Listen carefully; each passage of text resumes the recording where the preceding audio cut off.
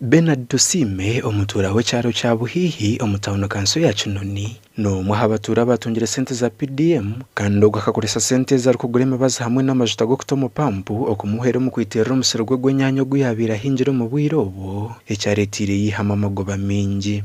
Enyaanya zanje ezo kunaatiiremu egi emibazi ei naaguza omu sente za PDM ezo, enyaanya zanje zaayera kasente nakiihamu tindagira hansi y'emitwaro 8 omusiri ogwo.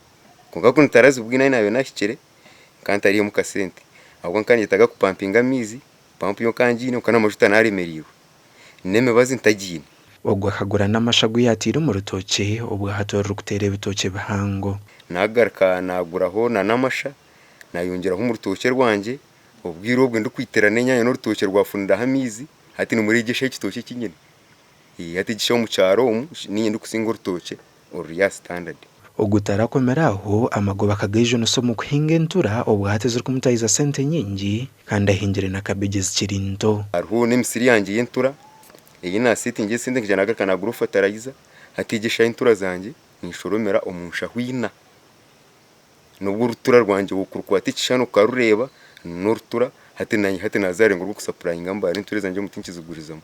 Omushekerwa mukuru w'ihanga wa district ya Rwampara Jena Simo Muhindo nagira ngo Rwampara nka district bariyo nubakora mu PDM, especially pira ya financial inclusion.